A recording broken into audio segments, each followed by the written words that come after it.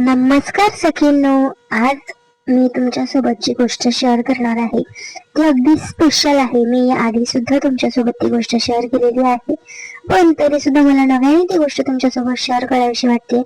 त्यासाठी व्हिडिओ शेवटपर्यंत नक्की बघा. आपल्या चॅनलवर नवीन असाल तर सबस्क्राईब नक्की करा आणि कमेंट करून मला नक्कीच सांगा हा आत्ताचा लुक तुम्हाला कसा वाटतोय ते.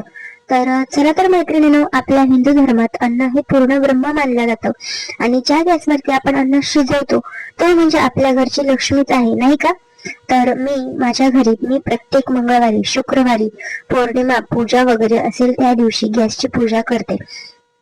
तर सगळ्यात आधी मी स्वच्छ किचन ओटा साफ करून घेते, कारण की किचन ओटा जर स्वच्छ केलेला असेल तर आपल्या घरात रात्रीच्या वेळी जर किचन ओटा स्वच्छ असेल तर म्हणतात ना की जिथे हात फिरतो तिथे लक्ष्मी नांदते. त्याचमुळे मी माझं घर, माझं किचन स्वच्छ ठेवण्याचा प्रयत्न करते.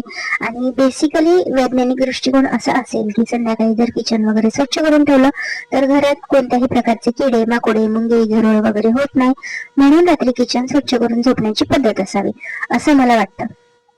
तर सगळ्यात आधी मी गॅस स्वच्छ वगैरे करून घेतला. त्यानंतर ओटा स्वच्छ पुसून घेतला. त्यानंतर त्यावरती छान रांगोळी काढून घेत असते. रांगोळी ही कोणत्याही शुभ कार्यामध्ये आपण काढत असतो, तर जी जमेल ती, जशी जमेल तशी मी रांगोळी काढून घेण्याचा प्रयत्न करते. माझ्या दाराच्या उंबऱ्यावरती, देवासमोर वगैरे सगळ्या ठिकाणी तुम्हाला छान सुंदर सुंदर मस्त अशा रांगोळ्या काढलेल्या बघायला मिळतात.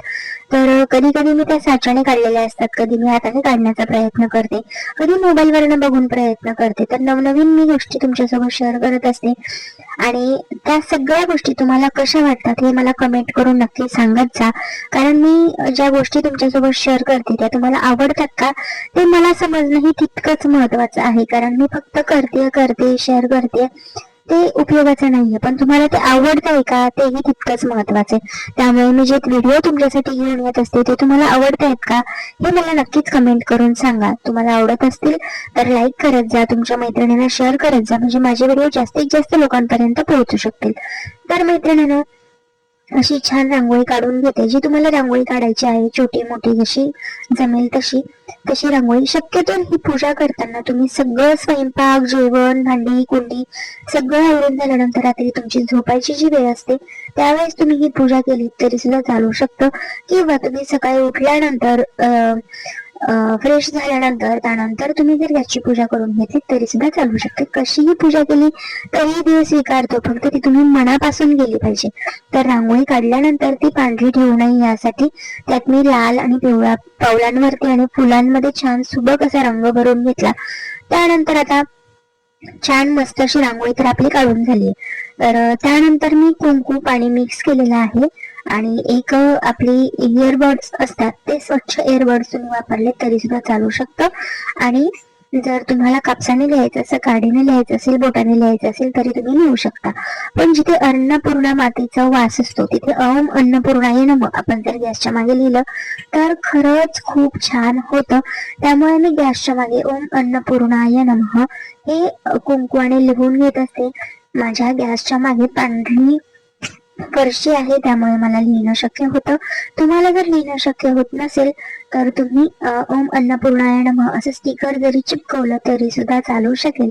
पण मला प्रत्येक वेळेस लिहून स्वच्छ करणं पॉसिबल आहे, त्यामुळे मग मी असं लिहून घेत असते. जसं जमेल तसं देव आपली साधी भोळी पूजा स्वीकारत असतो, कोणताही सोबाग करायची गरज नसते. तर मी ओम अन्नपूर्णाय नमः असं मस्त लिहून घेते आणि त्यानंतर पुढची पूजा करून घेते. तर मैत्रिणींनो, अगदी साधी सोपी पूजा आहे. आता गॅसच्या मध्यभागी हळदी कुंकवाने स्वस्तिक काढून घेते आणि आपण वरती तर लिहिलेलंच आहे, आपल्या घरात अन्नाची कधीही कमतरता भासत नाही अशी माझी श्रद्धा आहे, त्यामुळे मी या गोष्टी करत असते. स्वस्तिक हे चिन्ह शुभ आहे त्यामुळे मी या गोष्टी करते. त्यानंतर स्वस्तिक काढून झाल्यानंतर 5 कुंकवाच्या रेषा ओढते, त्याला हळद कुंकू वाहून घेते. यानंतर गॅस जवळ मी अगदी छोटासा दिवा लावून घेते. देवाला प्रार्थना करते, हे अन्नपूर्णा माता माझ्या कुटुंबाला नेहमी सुखी ठेव. पण त्याच्या 5 रेषा मी ओढलेल्या आहेत, स्वस्तिक काढलंय, स्वस्तिक काढल्यानंतर मी गॅस जवळच्या हळदी कुंकवाच्या 5 रेषा ओढल्या. या आपल्या गॅसची ओटी भरणे असं म्हणतात. यामुळे गॅसची पूजा पूर्ण होते आणि तो दिसायला खूप मंगळमय दिसतो. आता या सगळ्याची मी पूजा करून घेते. बघू शकताय तुम्ही माझे जे नाव लिहिलंय त्याची, स्वस्तिकची, 5 रेषांची, सगळ्याची पूजा करते आणि दिवा लावून मस्तपैकी ओवाळून घेते आणि प्रार्थना करते की हे अन्नपूर्णा माता माझ्या कुटुंबाला नेहमी सुखी ठेव, तृप्त ठेव. माझ्या घरात अन्न धान्याची कधीही कमी भासू देऊ नको. माझ्या घरात कायम स्वरूपी तू वास कर आणि तुझ्या सोबतच लक्ष्मीलाही माझ्या घरात घेऊन ये. असं म्हणत म्हणत मी दिवा ओवाळून घेते आणि धूप जर तुमच्याकडे शक्य असेल धूप लावणं तर धूप सुद्धा तुम्ही नक्की लावा.